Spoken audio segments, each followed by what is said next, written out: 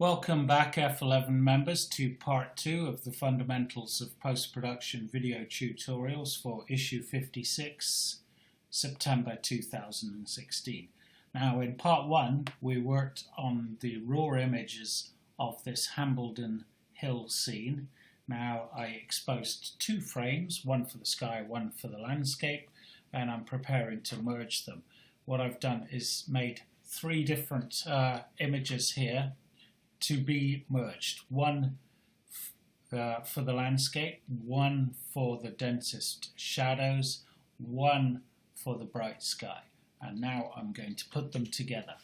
Okay, so the first thing I'm going to do is take the bright image, this image here, the brightest image, which let's call it the shadow image, the one that's been optimized for the shadows, and I'm going to just select all, edit, copy, and now I'm going to close that image there, and I'm now going to come to this image here and just Command V, paste that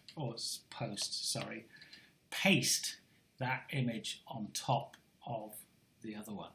Now I'm now going to apply a layer mask to this image. So if I go up here, it calls layer mask, and then I'm going to ask it to hide all. Click on that, and now if I bring my layers palette over for you to see, what we have is the bright image on top of the background image, but with a layer mask applied so that it's all hidden at the moment. All will become clear, hopefully, subsequently. So I'm just using a layer mask. The image is there, but we can't see it. Okay, so the next thing I'm going to do is now come along to the darkest image, the sky image, and again, select all, edit, copy, close this picture down because I'm finished with it now, and now Command V to paste the dark sky image on top. And as you can see now, we have 3 layers, the dark on top of the bright on top of the background. I want to apply a layer mask again for this image, allowing me to see only the sky. So what I do now, I'm going to bring in my tools here. There we go, bring them over here. And I use the lasso tool here to select the area of the sky and a little bit more. Okay, I don't need to be too precise here. Okay, I'm now going to go and modify that selection by using an action here. Let's bring this over, which I've made before, called Mask 500. What that mask does is it actually plays an action where I feather the selection over 500 pixels, and then I make a layer mask which reveals only the selected part of the mask of the image that's been masked, i.e. the sky. So if I play that selection now, if I play that action now, what we have, let's just move this out of the way again, is, sorry, I got these. What we have now, if you look at the layers there, let's get rid of the actions for the moment. So what we have now is the layers, the top layer, the sky layer. Now if I click on this eye icon, it switches it on and off. That's the sky. And then I have the shadow area, which at the moment we can't see because a layer mask is obscuring all of it, all on top of the background, which is the landscape image. So what I need to do now is just refine the edges here of the masks, because as you can see, the area of the sky is just causing the top of that of the hill to darken a bit. So what I'm going to do is just come up in the size a bit, blow it up a bit here. Let's move these out the way there. And now I've got the mask selected, so, and I'm going to go to my paint selection tool here, And now can you see the cursor there? If I use my square bracket keys, I'm actually can increase the size of that. And now what I'm going to do is paint away this mask edge that's affecting the top of the hill. So I want to paint in the color black. Now over here, can you see it's telling me I'm painting in white at the moment. So if I just hit the X key on my keyboard, that switches it to black.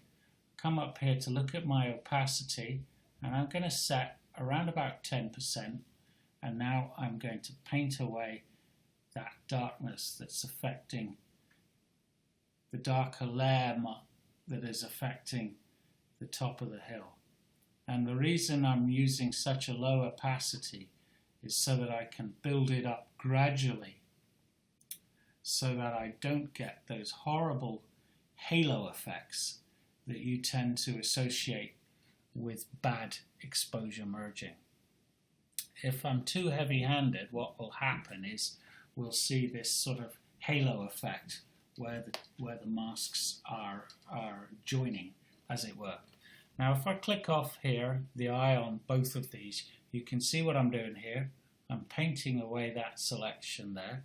If I just go up on my opacity here, much more, to about 30%, you can see quite radically the effect that's having. So I'm painting away now. Come down on my opacity again because I want to keep that subtlety down to about 10% there. Come up on my magnification and come down on my brush size using the square brackets, and I'm going to paint along the edge of this hill here.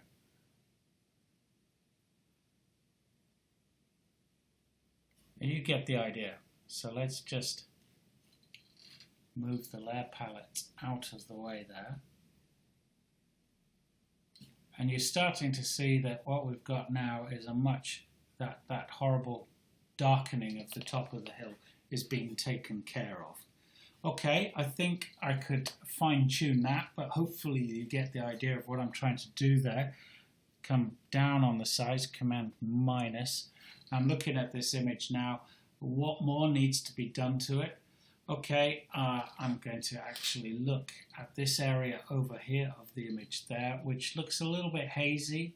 If I come to my background layer now, I'm just going to use the lasso tool to select that general area very roughly.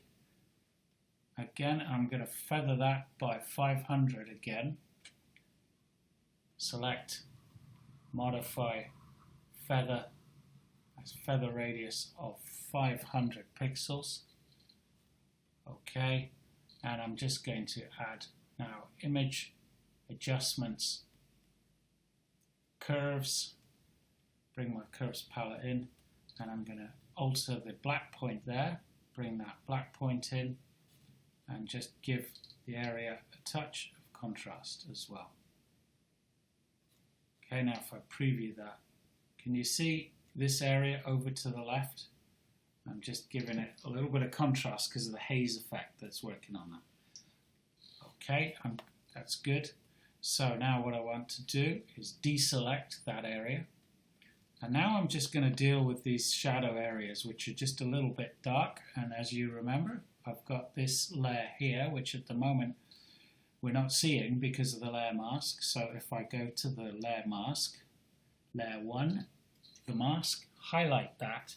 And now what I want to do is paint white so that we can see through that mask just in the shadow areas. So again, I'll just go to my brush tool over here, that one, and now adjust the size of my brush up a bit here. And again, my opacity, well, I think I can come up a bit more to about 20%. And now I'm going to just paint in these dark areas here.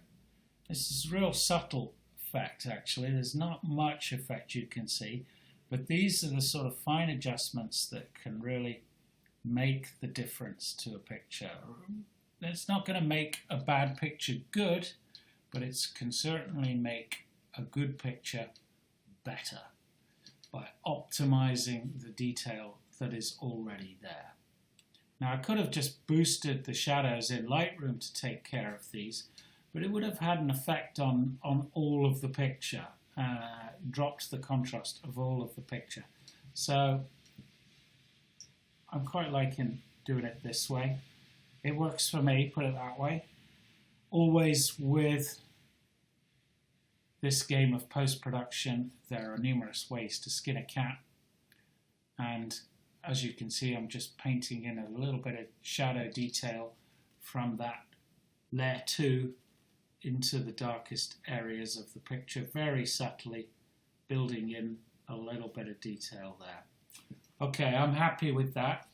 What else needs to be done? Well, we're getting pretty near to a picture that I would say is that I'm pretty satisfied with. I'm just going to go to the sky here, and I'm going to go Image, Adjustments, Curves, bring in the Curves palette here, and just use a little bit of a curve on that just to give a little bit of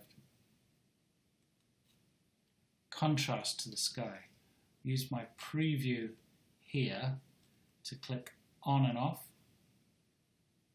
Okay, and I mean, obviously I need to be careful that I'm not going too far with this, but I think that's given the sky a little bit more. It was just a little flat, bit of contrast there, maybe a touch more density there. What do you reckon? Good, okay. One thing that's causing me a bit of concern, I'm seeing a touch of a halo effect along here. So come back to this mask here, and now if I click on and off, you remember what I was doing was using the paintbrush to paint away the mask on the top of the hill. Well, I want to do the opposite now. I want to paint in the mask here, just in the sky, near where it joins the mask, joins the hill. So again, select my paintbrush tool there, and now if I go and select my opacity, again keep it really low, just 8%, come up on my brush size just a touch, and I'm now just going to, whoa, 1 second. I had to pause you there because I wasn't sure what I got a bit confused. Very easy to do when you're using layer masking. You see I started painting there. I hadn't selected the color black or the right color that I wanted to paint in, either black or white. And in this particular case, I want to paint in white, and I had black selected, so it was that wasn't right. So I now come and I just go back on my history palette here, bring that in, go back one to there, okay, take that away, and now if I go hit X on my keyboard, I've got white selected there, and now I can continue to modify this mask as I see fit, just to make sure that join is absolutely right. It's quite a skill to doing this. As you can see, I'm just making sure there's no horrible halo effect taking place where the sky meets the landscape. Okay, that's it. I hope that makes sense to you. We've done this sort of thing in many post-production video tutorials before. The more you do it, the more it becomes natural to you. But this is definitely the best way to merge exposures. And it's this technique of layer masking is one well worth mastering. So hopefully you'll replay that and it will make sense to you. I'm very pleased with this picture. Do send us in your suggestions for future topics for the fundamentals of post-production video tutorials. I'll see you again next month. Thank you.